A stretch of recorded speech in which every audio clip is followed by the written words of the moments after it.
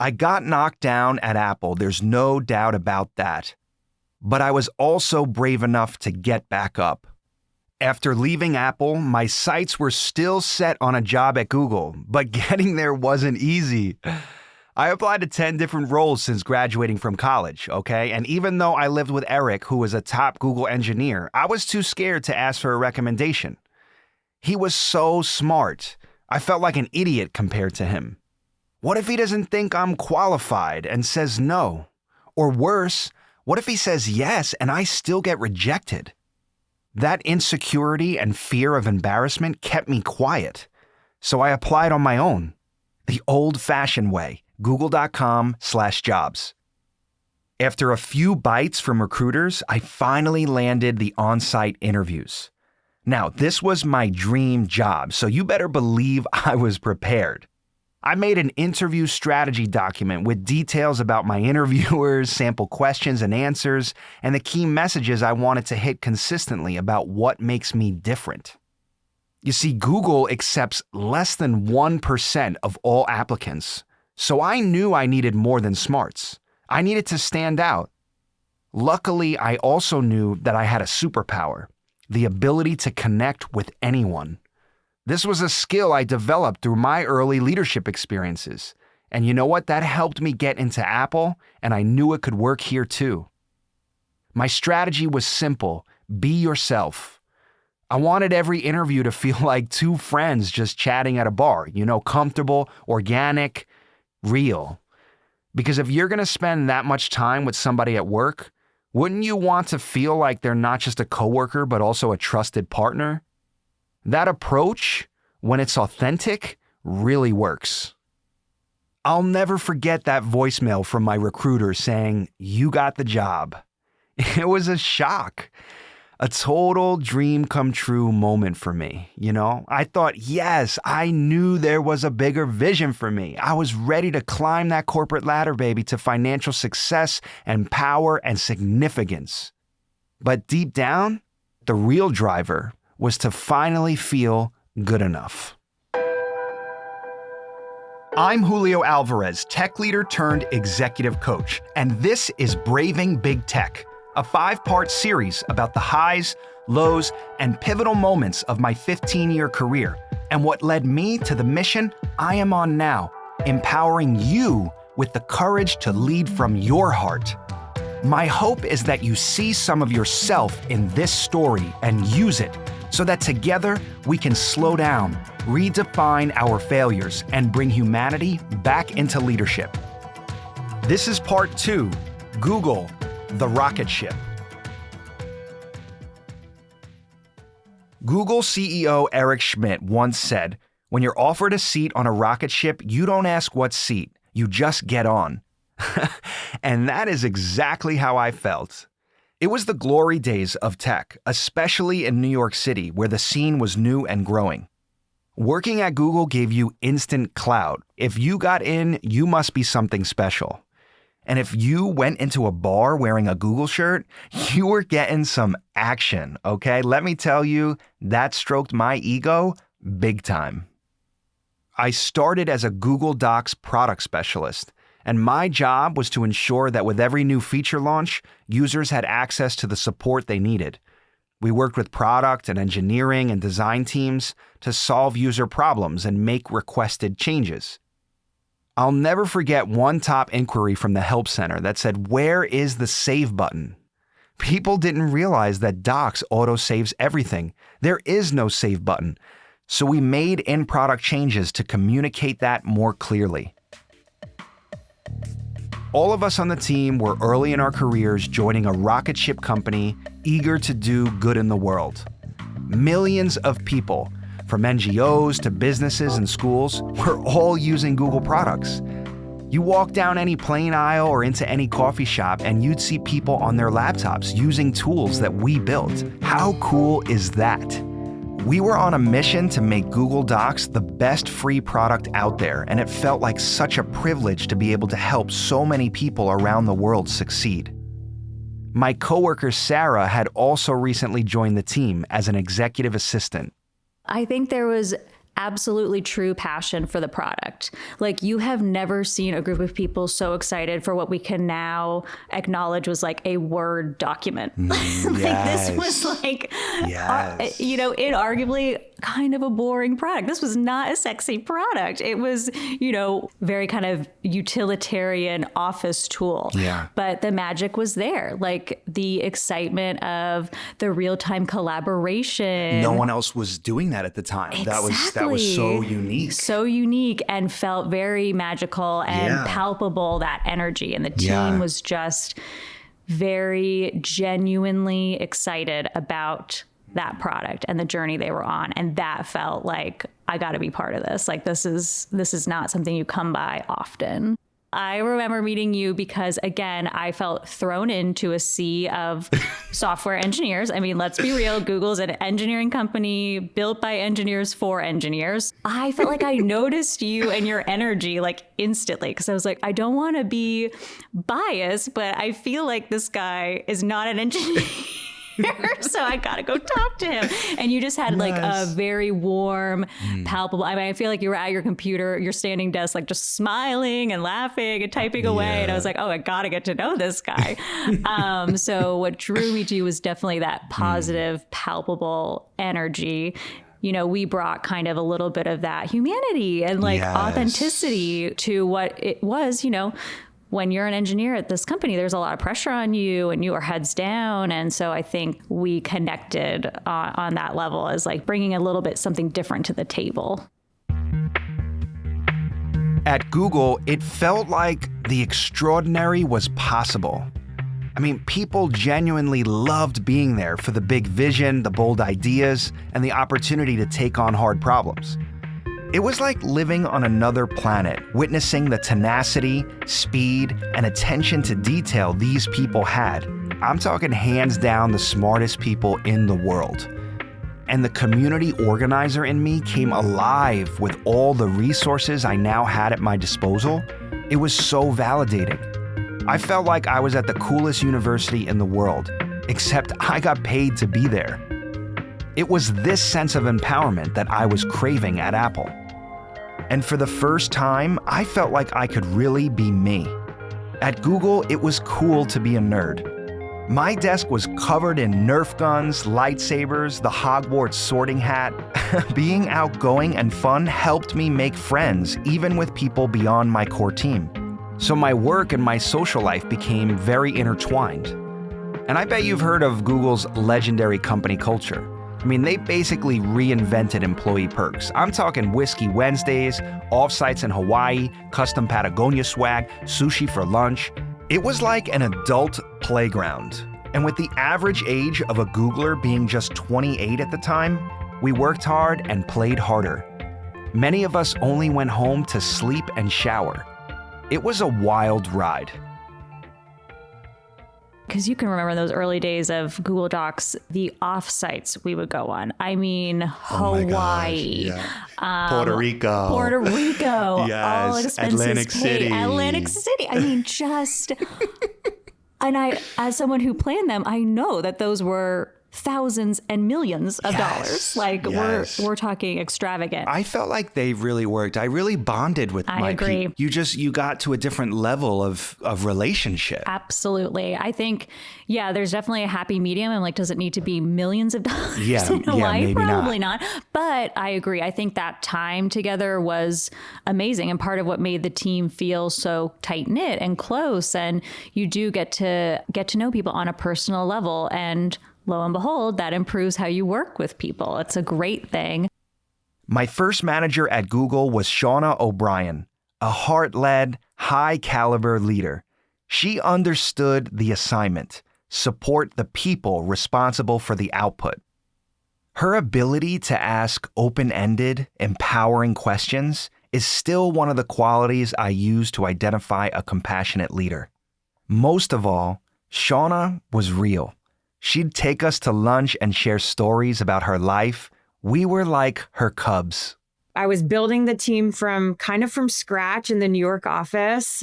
You were really green, like really junior and young in your career. But the reason I hired you is like you had a lot of grit and I think intellectual curiosity, right? Like you wanted to show up and learn and do your best and help create a really positive team culture. And our relationship was, pretty close. Like we got to know each other really well as people. I obviously was like your direct manager and like directed your work and your priorities. But I'd like to think that I also really helped you like grow in that early part of your career in tech, like really grow and develop kind of some of the core fundamental skills, through feedback and coaching that you then leverage to accelerate and build off of. I remember having one-on-ones with you and they were so like, wow, this is quality right here. Like this is a badass. Like this is a badass. Like you would say things like, what's on your plate? You would say things like, what can we unblock? How can I support you? And it was these things where I just thought, wow, they were so simple, but profound. And now that I do this work, I'm like, oh my gosh, yeah, like these are coaches. She was coaching me. She was guiding me and showing me a supportive environment from the get-go. And that was rare.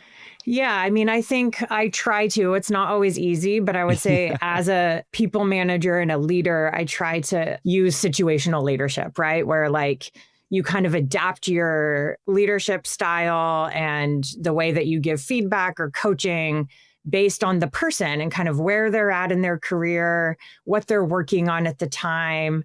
And I think for you at that time, like you were really green, but you were really eager and really motivated. And so I wanted to harness that, that motivation in the most positive ways and make sure that you had the direction that you needed, but also that like you had the support also that you needed too, particularly maybe when it came to like influencing a product manager on the roadmap or things like that.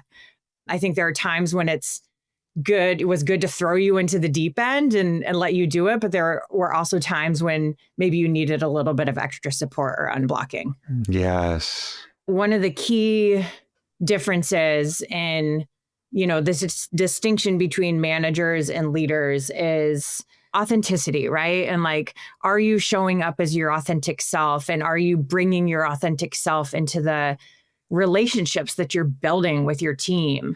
How did you learn how to manage and lead the way you did? I mean, it sounds kind of generic, but like through experience and through making mistakes and being self-aware and honest with yourself about the mistakes you're making and to make sure that you're learning from them and growing from them. I would say in addition to that, like I had, especially early on in my career at Google, I had really good managers that, were role models to me and I could learn from just by the modeling that they did. Yeah. And that's how it works. It cascades because seeing the way you handled me, I then always thought, oh, okay, this is the standard. Like this is what good leadership looks like. And the more that I went on these tech rocket ships, the more I started to realize this is not normal. When you add complexity, uncertainty, politics, tension, all of the cascading impacts, that stuff, it's hard to maintain that space. Totally. Yeah. I would also add too, I worked with and for also not good managers. And so on the other extreme, I had leaders that, I didn't actually like respect that much. And I saw the way that they led things and managed things. And I made conscious decisions like, I don't want to be like that. Like, that's not true to who I am as a person. That does not align with my values. And I'm going to make sure that like, as I grow and get in rooms with more senior people, that I don't want to compromise myself and my values and have to be like them in order to be successful. Ooh, that's big. That's big. But in order to do that, it takes belief in yourself. Like, hey, that doesn't feel aligned.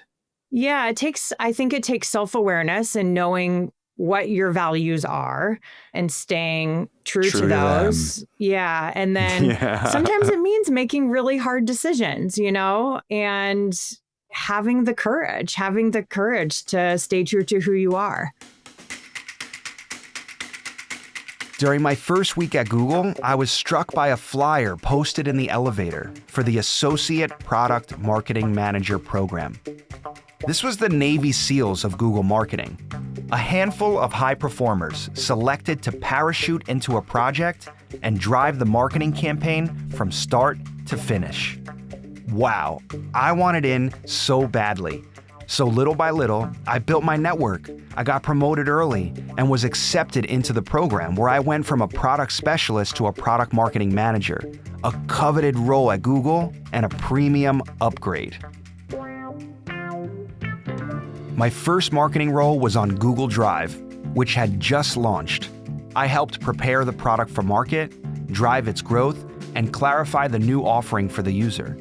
You see, Google Docs already existed, so part of my job was reconciling how to integrate Docs into Drive and then Drive into other products like Gmail, Photos, Android.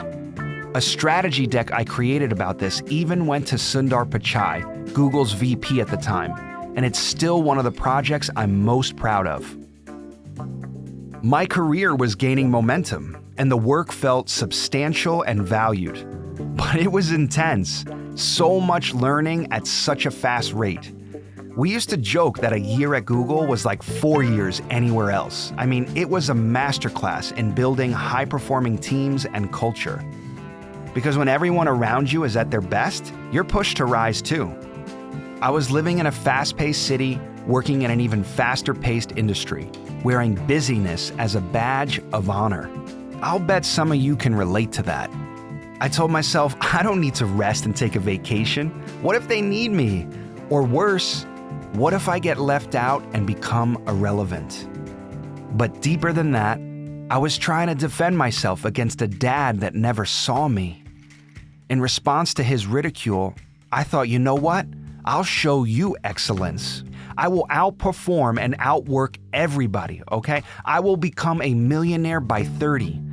So every day I came into the office before my manager and left after. I wanted to be so impactful, so visible that you couldn't not see me.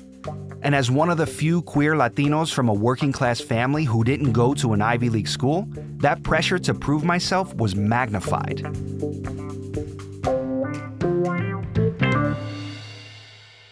You were a go-getter. Like, you really wanted a lot to happen. And I remember thinking of you like kind of like a tornado. Like, you had all these ideas and all these things you wanted to do, and you were trying them all, and you were really selling it. And that's what I remember most about you, is that you had a lot of conviction and a lot of ideas. It was hard to see you spin around a little bit. I remember trying to just, help guide you and slow you down a little bit, because you had really good ideas. What I remember most, though, is the pace. It was just like, intense. We got to do it all. And I think my worry for you was that you would let yourself down somehow, because you had these aspirations. You always have. Remember when I moved over from con ops to marketing? Yeah. Brett sat me down in Mountain View. I'll never forget this. And he was like, sometimes you come across as a bull in a china shop, and you have to slow down a little bit. You have to you're trying to do everything. You're all over the place. Yeah. And I really think your intention was always good. I think you had the business in mind. You had your career growth in mind. But yeah, bull in a china shop, if that's what he said. I saw you more as like a little gay tornado. A little gay tornado. And I think part of the energy and part of the intensity was, if I can bring that, then you won't see the shame that I secretly have underneath the hood. Mm-hmm. I don't know that it was intentional, but it was performative. It was, let me just add so much value that I will become indispensable, and then people will love me, and then people will validate me, and then I'll be good enough. There was a fear that if I slow down, I'm not going to get promoted. I'm not going to grow. I'm going to get pushed out. Like, I'm just going to blend in. What am I going to do here? I have to keep going. Yeah. Can't stop, won't stop. Go, go, go, go, go, go, go. And on that point, in this new culture with layoffs, there's another layer, which is, if I slow up, I'm going to be on the chopping block, or I don't have security. So if I do anything other than bust my ass, I am putting myself at risk. Yeah.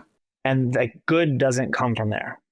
You can't get productivity from fear without a cost. You can, but there's a cost to it. That was Michael Bolognino, one of my favorite coworkers and a fellow product marketing manager. He was a few years more experienced, and I admired him because he modeled authenticity at work. He was unapologetically himself, especially as a creative in a sea of technical engineers. In addition to work projects, I poured my energy into creating spaces for queer people to feel seen. I spent nights and weekends leading the Gaglers, which is Google's employee resource group, and starting a nonprofit called Out in Tech, which is the largest LGBTQ+ tech community in the world. I was bringing together people from Mountain View to Mumbai on a mission to create community and belonging through monthly networking events and lunch and learns, interviews with special guests like Leah Delaria, Janet Mock, Peter Staley. If you remember, I was frustrated that Apple wouldn't march in the Pride Parade at the time. But at Google, I had two things: opportunity and resources. So I went all out getting the entire New York City office engaged in the parade. That year, we turned out to be the largest organized contingent with over 700 participants. We even made the news. It was one of my proudest moments at Google. I mean, imagine this, sitting atop a double-decker bus, hosting Lady Gaga's parents from the Born This Way Foundation, and shooting a commercial while wearing Google Glass. It was surreal. I felt like I was on top of the world. It was just so exciting. It had so much energy. When the young man got up on the double decker and he said, wow, like he just was like, there's a sea of people. Yeah. That's what brought me like, oh my goodness, my son organized this. Look at this massive turnout. That was a pivotal moment because that's when I realized like, wow, I can really organize people. Yes, you can. Michael was there too. You had the idea, you had the nugget, and then you figured out how to communicate it and then how to get it in the door. And that's another good example, I think, of how how when you channel that energy, crazy things can happen. I needed $25,000 to wrap the bus, to do signs, to do banners, to do shirts, the whole thing. Yeah. So I put together this deck. I flew to Mountain View. Megan Smith, who was at Google X, and she was the evangelist for the Gaglers. And I remember being like, okay, she's in the Google X building. So I'm going to bike over there and I'm going to wait in the lobby and I'm going to very conveniently be there. Mm-hmm. And so she came out, I did my thing, said hi, started talking to her as she was walking to her next meeting. And I pitched her the idea. I showed her the slides. I'll never forget. She literally opened up her laptop and she G-chatted Lorraine. Uh-huh. And she was like, there's a guy with me right now. His name's Julio. He's in New York. He has this really good idea. I think we should approve it. And I'm like, oh my God, you're pinging Lorraine right now? Yeah. Oh shit. Like what is my manager going to say? Like, is this offensive? Like, am I going to get in trouble for this? And so we sent the deck to Gary Briggs. Gary gave me the $25K, went back to New York, got into the creative lab, pitched it to Andy, and the team volunteered to make the wrap and do all the design. And I was just like, wow, this is so fun. Like I can tinker here. Like I can really make stuff happen. It was, it felt like I was just like, the world was my oyster. I remember that. I remember being super impressed that you were able to pull that off. In this memory I have of you at the time, it was like, you never know when the elevator door opens, like who's going to be in there with Julio, seriously, that's what I remember. And one time Leah Delaria walked out and you introduced us and, The marketing program offered a rotation structure. So at this point, it was time for me to find another team. It happened to be the last year Google was offering an expat package to work abroad. So I applied for the London office and landed my next gig on the Google Search brand team. My first project was managing part of a multi-country marketing campaign focused on Google's voice assistant. This was the early days of OK Google. Through ads in Time Out magazine and on European billboards, we were trying to get people comfortable searching with just their voice. The emergence of AI feels new and hot today, but the truth is techies have been working towards this moment for years. Trying to get people comfortable talking to a machine is just one piece of the bigger puzzle. I also worked on Google's marketing for the World Cup, a major user privacy campaign, and finally, the most coveted brand marketing project at Google, the Year in Search campaign. This is the iconic end-of-year video that highlights the top searches of the year, playing on Times Square billboards and TV screens around New Year's. We set out to reinvent Google's yearly review and find out what our searches say about us in 2014. This is how we did it. When the world lost Robin Williams, we saw people going online to relive his beloved characters. But as we dug deeper, ripples of empathy appeared in search. We found that it was the most sophisticated, complex project of my career, and no doubt a highlight. I was living the dream at Google up until the last 6 months, when a reorg in the London office placed me under a new manager. Let's call her Anne. I thought I already had my reporting structure perfectly arranged, so this took me by surprise. I was like, who is this woman and why is she managing me all of a sudden? You see, Anne's style was very different from what I was used to at Google. She seemed more focused on optics and numbers and playing the game than on our users. She micromanaged every aspect of my work, even asking to review and approve my emails before I sent them out. It was this classic consultant energy, meticulous and controlling. As you can imagine, this was completely at odds with my fast-paced, go-getter energy. I had just spent 3 years in New York on a high-trust team with autonomy and resources, and then suddenly, that freedom was gone. I felt like I hit a brick wall with Anne. I mean, she quickly pissed off the queer Latino from New York, okay, who had just come off 2 promotions in 2 years. Like, who does she think she is? How are you going to be my manager and then not trust me to do the work? This dynamic made our relationship tenuous and awkward. Here's Sarah again, the executive assistant you heard from earlier. Since leaving Google, she's moved into the mental health space and shares some insights from that perspective. I just always go back to like psychology, where we always consider person and environment. So if you're thriving, it sounds like it's a great match of your personal qualities and a good environment for those qualities, right? And that's wonderful. If you are struggling, it's so easy to assume you're at fault. I think it's hard when people, especially in these high pressure tech companies, assume if I'm not happy and I'm not thriving, it must be me. And that's what I did. Mm-hmm. And as I do the healing work and own it and talk about it, I'm realizing I'm a piece of it and I will take responsibility for that part of me. Mm-hmm. And it's not just that. Right. I was also in the wrong environment at some points when you have a new manager maybe, or a new team, or a different skill set or so forth. And part of the art of this is making sure that you're mapping the people and the environment and it fits like a puzzle piece. Yeah, exactly. You know, and that takes work, and it takes the leadership being able to be aware of different skill sets and matching people to their strengths versus, and this happened to me with my last manager at Google, where she saw what I wasn't good at, and then she gave me all of the projects that required all the things I wasn't good at. Oh, no. And her thinking was, I want to teach you a lesson. Right. I want you to learn this. So now I'm going to give you the budget. Yeah, I'm going to give you the budget. I'm going to make you do all this other stuff.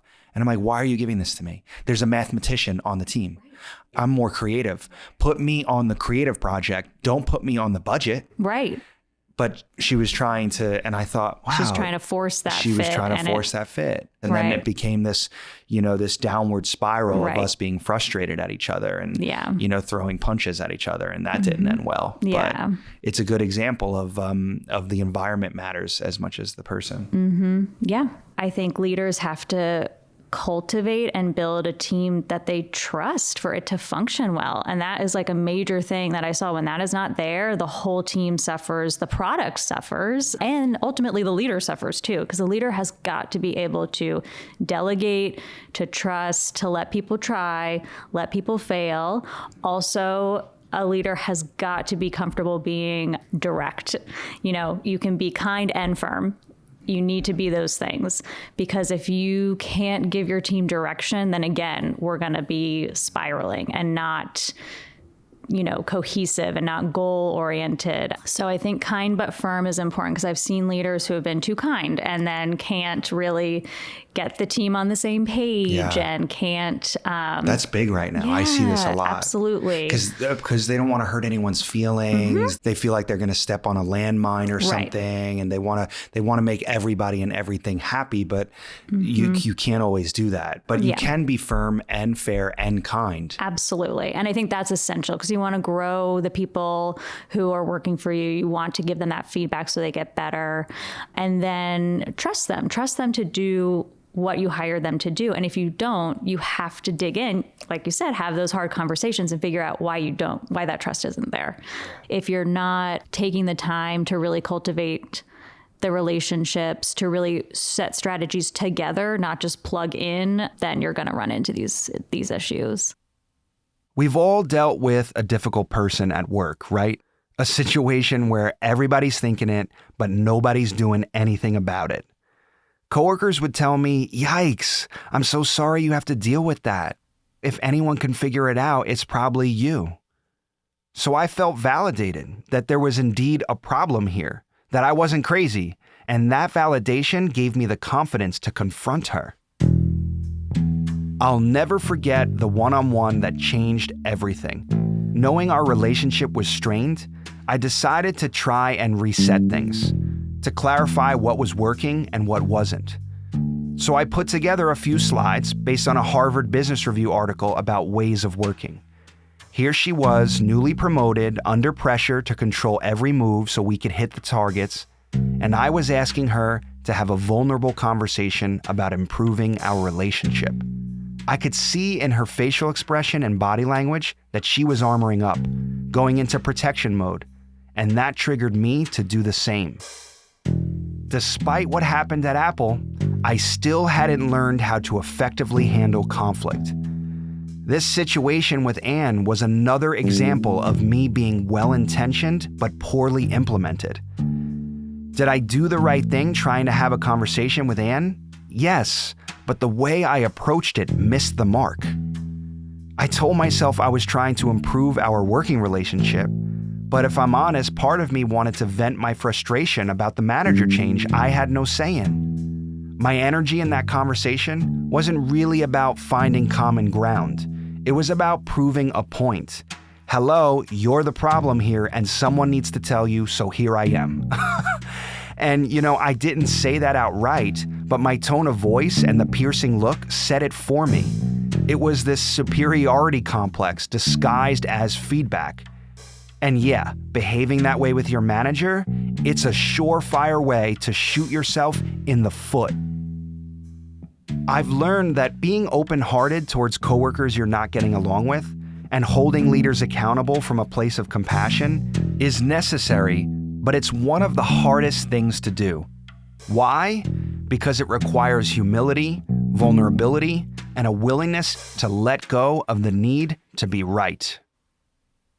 I asked Shauna what advice she'd give to someone like me at the time, who was super motivated but didn't have the tools or self-awareness to navigate certain situations well.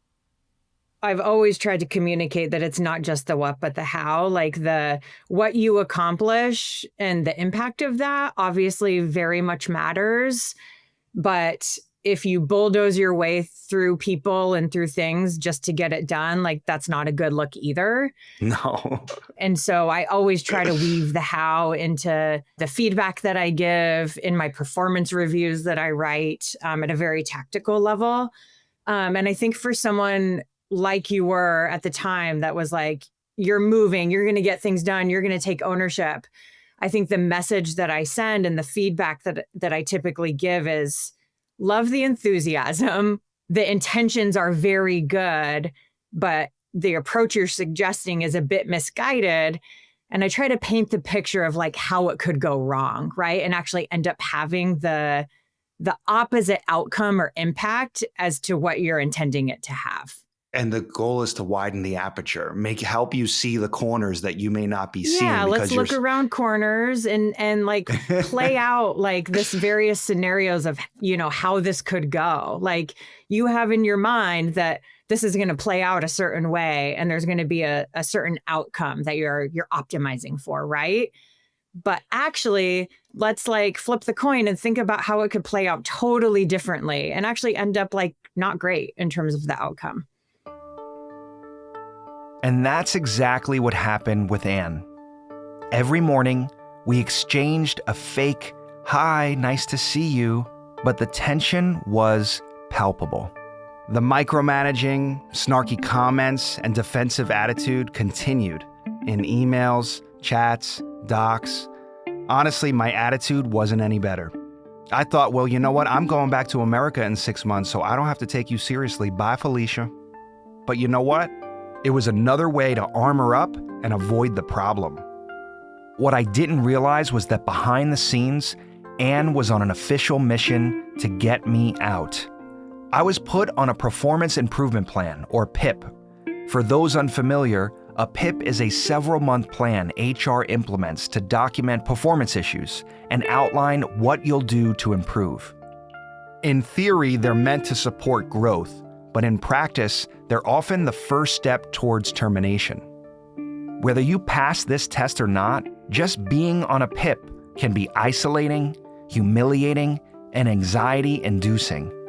You know you're on thin ice, and no matter how capable you feel, you're constantly second-guessing yourself. It's hard to have psychological safety when you know you're being scrutinized, so it can shift the dynamics of the team. People are often too focused on their own success to help you get through it. And even if they want to help, they rarely have the coaching skills or the time to do so in a meaningful way. Yeah, but if they were good leaders, and even myself, I think if I had more awareness, I would have paid attention to the times when you actually did deliver and figure out how to nurture that. Like looking at the ingredients of, okay, he cares about pride and he understands the mechanism, which is the parade. And he also understands that for this to be worth it to Google, there has to be some element of brand, right? So like, what are those ingredients that made him execute that successfully? Like, I think someone missed out on seeing that capability and then nurturing that. I think that that's a miss. Like, how do I help align this person to their strengths? How do I coach them? That was the other big thing. Yeah. Where was the coaching opportunity? Where did someone sit me down and say, hey, look, you're doing these things great, but these things not so much. Let's get you a coach. Let's invest because there's something going on here. Those conversations didn't happen. I think we're progressing towards a world where I think management and leadership and coaching are starting to come together, but there was no talk of that. I think if anything, it would be exclusively for executives at the time. But I think you're right. I think like no one ever asked you, like, what did you love about that project? What were the ingredients that made that possible? Like, those are the kinds of questions that I think could help get you on a track that played on your strengths versus, oh, you know, Julio, he's shameless. We don't know what he's going to do or what he's going to say. That misses the whole point. Yeah, he's shameless. We don't know what he's going to do. So let's just get him out. When it comes to things like PIP, once it turns into something structural like that, I think people feel very nervous and hands off about engaging, which goes against what I believe to be a better way to handle it, which is to, like we discussed, like lean into the person, what lights them up, like how can we give them a chance to be aligned before we structurally find a way to remove them. I think it's easier to do the latter, maybe not from a feel good standpoint. I think it's easier from a procedural standpoint, but yeah, people don't always choose what's harder, or they rarely do, I think.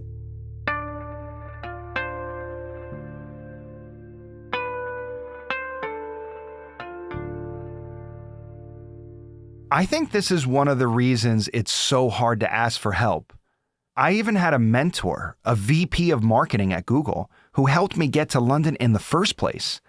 But just like I was hesitant to ask Eric for a recommendation, I didn't want to risk my relationship with my mentor by talking to him about my struggles with Anne.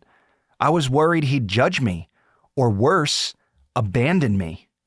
When I did finally tell him what happened later on, I found out that he was the one who hired Anne.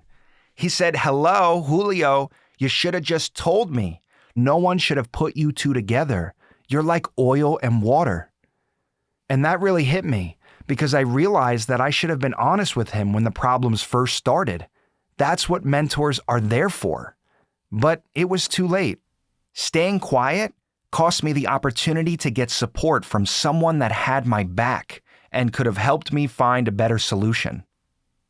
Here's Indy Saha, one of the most senior and well-respected creative leaders I had the privilege of working with in the London office. One of the things that I learned at McKinsey, the benefit of making yourself vulnerable and saying, I need help. And when you ask someone, I need your help, if they laugh at you and say, well, I'm not going to give it, then they're an asshole. You stay away from them. 99% people's reactions in a caring, nurturing organization is, shit, how can I help? What can I do for you? And it's so simple when you think about it, right? Yeah. And that's why the power of vulnerability is something that I've always, since my time at McKinsey, I've adopted and I've brought into other organizations. And how would that have worked at Google? Do you feel like there was a culture of vulnerability? It felt a bit like a luxury because everyone was constantly in doing mode. Yeah. Vulnerability and being aware and making yourself vulnerability comes with moments of reflection. I don't think we had much time for reflection. That's true. We were always on the next thing. After one project launched, we were already knee deep in the next thing. Unfortunately, OKRs, right? That's what it was.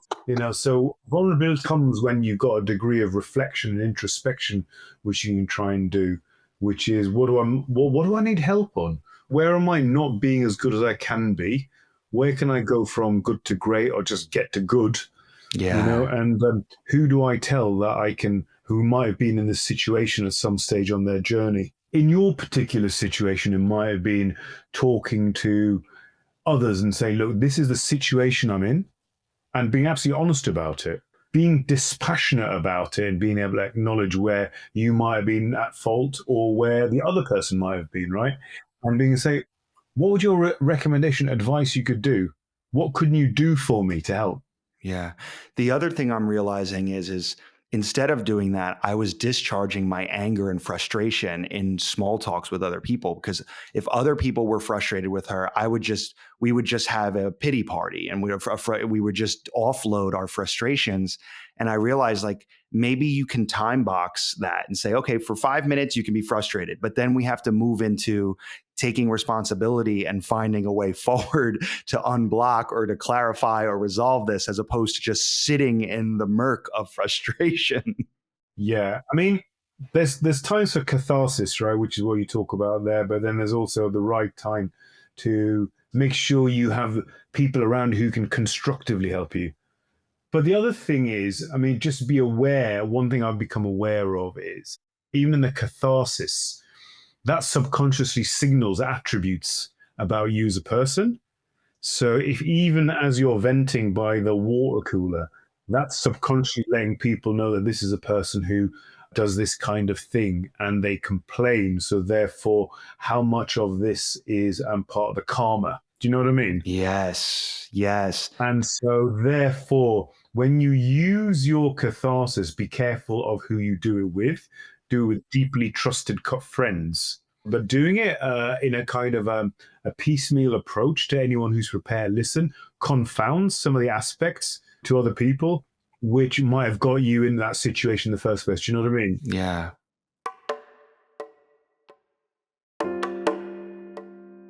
I made every attempt to nail the PIP and make this problem go away, but I felt like nothing I did was good enough.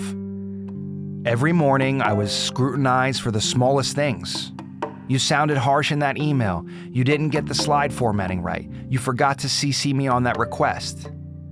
Anne had a way of zapping all of my energy and initiative, making me feel small. Some people might slap on a smile and go all out to please their manager to keep their job, but I was too angry to play that game for long, especially when it didn't feel like the PIP was delivered with compassion. Finally, HR called me in one day and I was presented with a manila envelope and a long conversation that ended in my immediate termination. It felt formal, cold, and matter-of-fact. Here's my friend Ian Fetty. He was an engineering VP in the San Francisco office, overseeing back-end security for Gmail and Chrome. I remember like you got like a needs improvement or something, which at Google was kind of kiss of death. Yeah. And like once you get that, it's like, how do you change teams? Yes. Like it's a black mark. Can we just say what a fucked up euphemism that is? Like needs improvement equals like you need to be fired. Like how are you going to go ask someone for coaching, for honest feedback, for development? If I ask someone like, hey, can you help me develop my skills here? I want to be a better public speaker. I want to be a better presenter. I want to get better at debugging this code. I want to get better at whatever my job is. If I say I want to get better, does that mean that I need improvement? Yeah. Like how fucked up is it that needing improvement is our euphemism for this person is the next one to get fired? Yeah, that's a good point. And you know, if you put yourself in her shoes, which is easier to do now than at the time, she was being judged based on your performance. And so you look and you're like, okay, this person is being given a test. Is it surprising that they're going to be a bit more on the micromanager side of the spectrum? No, it's not really surprising. But, you know, are they taught, hey, I'm going into this, how do I set this person up for success? How do I work with them in a different way? Like now I am a manager. What does it mean to be a manager? Probably not. Probably they were also, you know, sink or swim, drinking Bingo. from the fire hose. That's what it was, because her manager now was so busy. They never met. I could feel the energy of her trying to give the impression that she knew what she was doing, when really I just wanted her to sit her down and say, honey, it's okay. Yeah. Like, let's just talk about this. Let's go under the veneer. I see what you're trying to do, but let's get real. And I've seen that this is a pattern for me. Like sometimes people are intimidated and they're threatened by it. But how did you, if you think about how you showed up in that conversation, I'm guessing, based on what I know of you, that you're going in saying like, look, I'm Julio. I was strongly exceeding expectations on Drive. I'm coming from New York. I'm a big shot. I know what I'm doing. You know, stop trying to micromanage me. What do you know? We're at the same level or you're one level above, whatever. Like literally, what do you know? You know, if you go in saying, hey, you know what?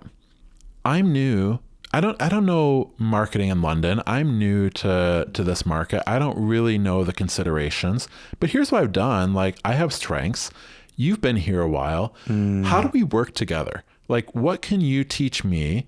And how do I help you succeed? Yeah, I did not do that. No. So, you know, neither of you were really necessarily setting the other up for success. And so is the outcome, you know, that surprising? Probably not.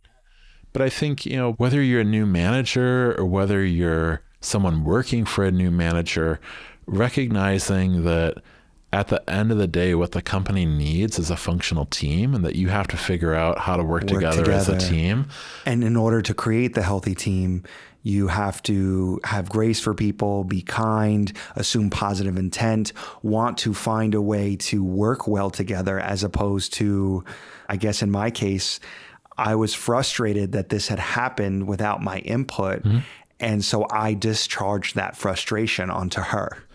Yeah, but also like, let's step back a second. How realistic is it that you're going to have input into who's your manager, into like, you know, you're at a team that's bursting at the seams and, you know, the manager is managing 10 people and everyone knows that's a problem.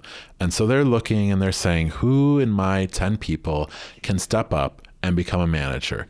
But they're not really going to pull the team and say, hey, is this okay? Yeah, is this okay? Because they have to do it. They don't have a choice. Yeah. And so I think part of it is like, when we are in that situation and, you know, maybe we're going to report to someone that we weren't expecting that we would report to, can we try to have empathy for the person who put them in that position, realizing they also, you know, everyone up and down is probably like saying some form of, well, you know, this might not be what I would have chosen, but given what I got, this is how it's going to be. And can we be vulnerable and have faith in that person and say, you know what, this is probably just as awkward for you as it is for me, but you're my manager now. Let me tell you what I need from you, and you tell me what you need from me. Like, let's really assume positive intent, open up, and just have that conversation about how do we support each other. That's so good. When I got back to New York City, I tried to play it cool. But even just walking past the Google office was like a punch in the gut. That was my family for years, the place where I did my best work.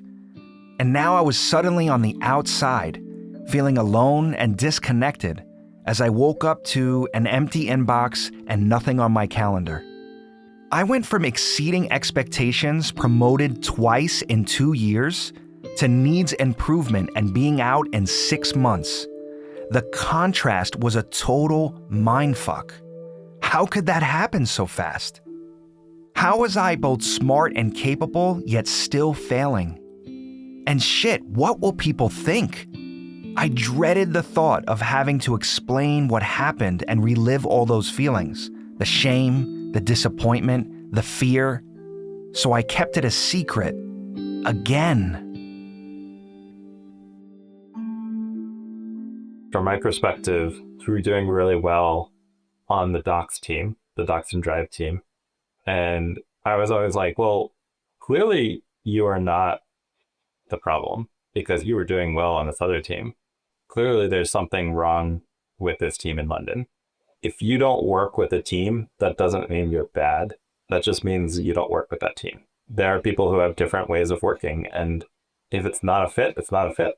But like you can still be really productive and useful on a team where it is a good fit. And so I guess I would encourage people to not give up because of one bad team or one bad manager. Keep looking, keep trying to find a new one. And that doesn't mean stay at Google, stay at whatever, stay at Meta or wherever you are. You know, you can explore different companies and find the thing that is a right fit. But like it's important to recognize that there's not something fundamentally wrong with you. It's just that it wasn't a great fit. I'm really recalling a lot of this stuff. It's actually quite inspiring. It's helping me reclaim my power and regain my strength. That I was on fire at Google. I was doing everything. And then things went sour in a 6-month expat trip to London. And I could have handled it differently, but I didn't ask for help. I was too ashamed to ask for help. Because it's very easy to write this script in your head that, see, you were the failure this whole time. You were struggling for your worthiness. Oh, they just caught you. This is it.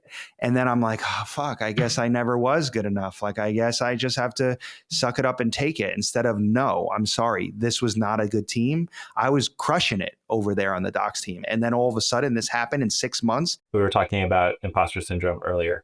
You know, I have it. Most people, I think, have it working at these companies. When you get someone who confirms it, it's really hard to fight that. Like one negative confirmation erases like 30 positive confirmations. And so it's really hard to get out of that where like someone tells you, hey, you really aren't good enough. And you're like, oh, you're right. Like just one person needs to tell me that, and you're right. Yeah. And so, I guess I encourage people who are in that boat to really reflect on the 30 other times where you got positive confirmations. I was so ashamed and insecure about getting fired twice now that I completely isolated myself. If I had opened up to a trusted friend or mentor, they could have offered some perspective and maybe helped me see where I could have chosen different strategies without losing sight of my strengths. I would have at least felt less alone. But that requires vulnerability. Instead, I soldiered on quietly, without doing anything to process what had just happened. And, well, you'll see how that worked out for me. In the next episode, we're talking Tumblr, Grindr, and the things we do to numb our pain. I think when we lived in New York, it was work hard, play hard. We'd go out every night. I swear to this day, it is hard for me to walk into a bar in New York City and not see somebody that I have hooked up with. And I'm like, motherfucker, Julio, you really got around, man. I was fucking every Tom, Dick, and Harry I could find.